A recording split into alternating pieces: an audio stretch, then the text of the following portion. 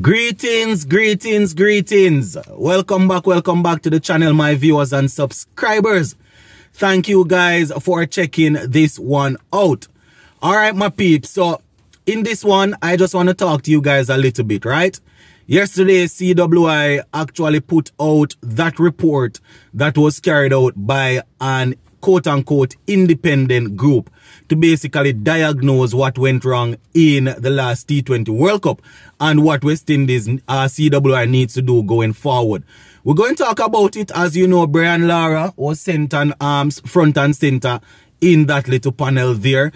They came up with some stuff, and one thing I can say, myself or any one of you guys on this channel, they could have paid us to or asked us to do these things for free. Every day, almost every day on this platform, we speak about the same things that we see in this report here. So I'm just going to go through a couple of things that they were talking about.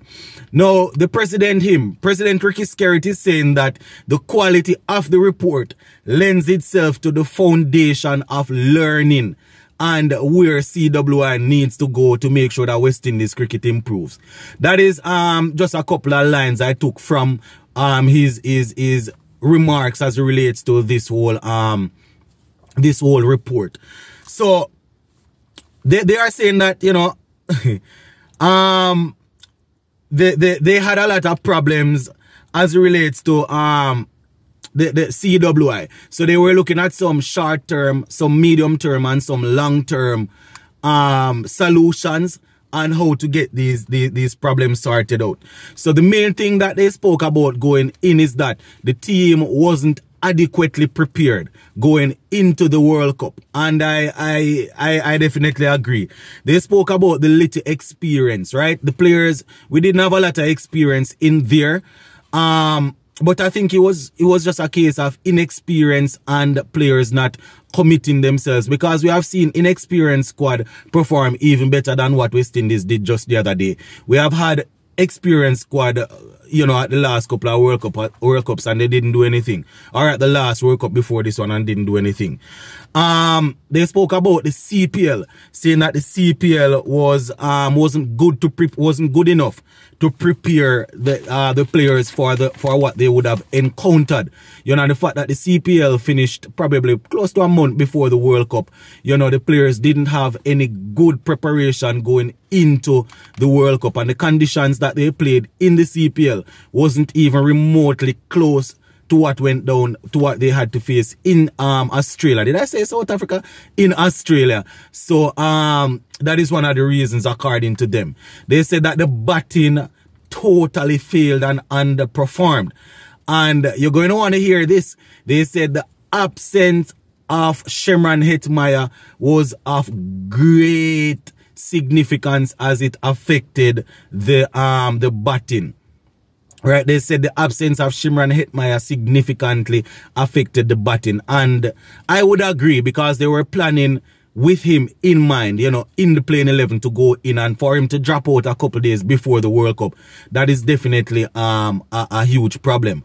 You know, we might look and say, well, you know, if you take a look at the average, probably he wouldn't have made a lot of runs. But at the end of the day, he was a part of the plan. And going in, you know, he was expected to play a big role or a good part of the whole batting thing for us. Didn't work out. You understand? They said that the whole thing about players not being available to represent West Indies, you know, that's not in the interest of West Indies cricket.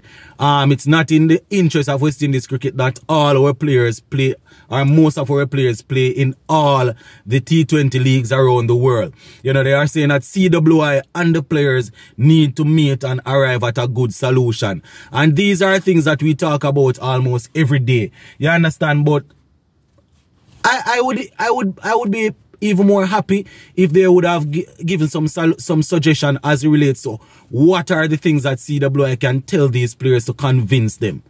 You know, them sort of things are, sorry to be getting upset, my viewers and subscribers, but these are things that regular people that watching cricket talk every day, both CWI and players need to come to agreement. Players, we don't want all the players in all the franchise league. Them something that people know them things every day. So when them spend months putting these things together and come up with this, them people need to go away with them foolishness, yeah, man. I don't know what kind of thing this is, my viewers and subscribers. Anyway, they are saying that CWI need to, one of the easiest solution short term is for CWI to identify 30 to 35 players that will form the core. You understand? And then they can say, all right, 15 players out of that core will be the nucleus of players going into the next World Cup. You understand? So immediately, according to them, CWI needs to find 30 to 35 players and get them in and try and work with them.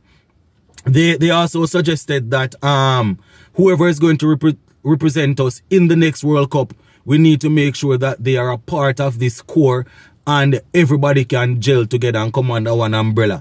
They are saying that as of now, they need a 3-day retreat. CWI needs to come up with a 3-day retreat to find to find out the availability of players and to strike up some sort of partnership with the territorial boards, just to make sure everybody is on the same page. You understand? I don't know. They said that in this retreat, you know, they are going to discuss the possibility of players playing as much red ball cricket also.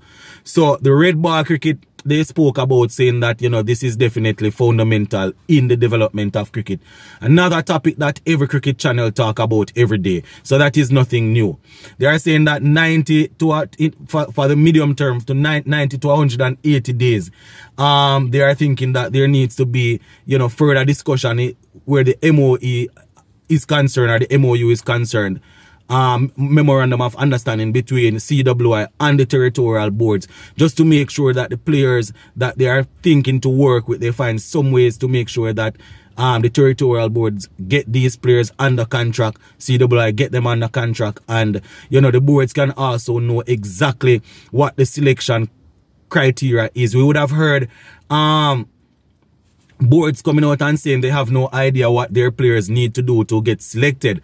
And we remember one of the guys from CWI saying they are not obligated to tell anybody anything. So, you know, it's one big old circus. They are saying that you know, where the directors are concerned, the directors of West Indies cricket and the selectors, they urgently need to identify a group of people that are always going to be there to monitor the players, to talk to the players, to make sure that everyone is in one accord. You know, not only where cricket is concerned, but to make sure that everyone is actually pulling in the same direction, working towards the same objective, making sure that outside of cricket, people are doing okay. You understand? So I don't know, my viewers and subscribers. You know, it's not that we don't appreciate somebody from foreign and one of our legend, you know, in Brian Lara coming and putting this report together along with the whole lot of people. I see a whole lot of people contributing to this report with a lot of letters behind them name or before their name. Doctor this, doctor that, this and that, PD, this and that, MA and all sort of something. But it doesn't take a genius or anybody, because I am known genius by the stretch of the imagination. And I know most of you guys are just regular people like myself here, and these are things that we talk about every single day. So we almost, I mean, I think it was Curtly Ambrose and a couple of the other former players said that they are not really interested in this report that they are putting together, because it's not going to tell us anything that we didn't already know. And what I can say, having read through this thing in its entirety, there is nothing surprising in there. You understand? The only thing that I am seeing that I like is the whole thing about keeping a retreat. It's not necessarily a training camp, just having a 3-day retreat where you invite players, the core that you're planning to work with, and people from the territorial board to hatch out a plan how you're going to move forward. But separate and apart from that, them never need to do this. As I said, you know, I think this was just trying to save face and trying to say that they are taking drastic measures. They need to stop the foolishness and call out foolishness when they say foolishness, and stop trying to cover it. That is all. From the World Cup finish, couple days after the World Cup, Anybody from CWI could have come out and say all of these things. Them need to stop the foolishness.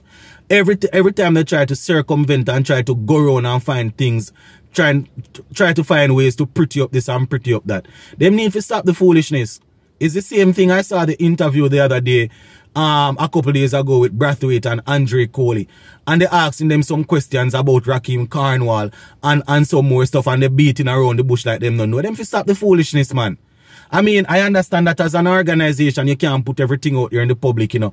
But you cannot be calling on people to support the cricket and then you're behaving as if people don't have any sense. We watch the cricket and we have sense. And I know I speak for the viewers. We have sense. We can see what is happening. It's not like when information wasn't privileged or people don't watch cricket and they have to work and hearsay. Then we now watch the cricket and see what's happening. They need to stop the foolishness and stop trying to cover failures. Because, you see, the problem is that the guys that are the directors and the guys that are in charge, they don't want to be held accountable either. I mean, we know that our thing is small in comparison to what goes on around the world. But, good gracious, man, we produce talented cricketers up until under 19, and I know that not everybody is going to be able to get a contract, so people are going to have to leave and go and work to provide for their family. But they need to talk reality and stop behaving like people not no sense.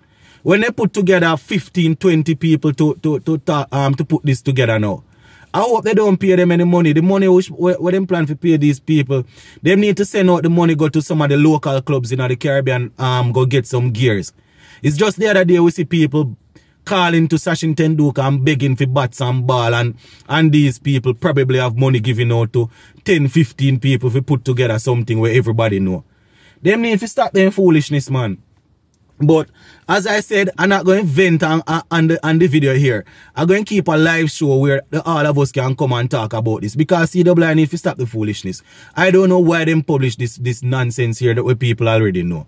Anyways, on a much lighter note, well, not even well positive. Yesterday, I didn't get a chance to talk about the under-19 women going down to New Zealand. You know, but we lost heavily. We were bowled out for 68. And New Zealand went on to get, what, 72 without loss. So the ladies suffered their first victory of the tournament there. So we are definitely hoping that they will be able to bounce back. They played Indonesia and Ireland first, won those 2 games, and now they are into the thick of things with all of these big top tier teams. So we're definitely hoping that they will be able to bounce back from that. But we're going to leave you right here, so for now, my peeps. Big up on yourselves, in.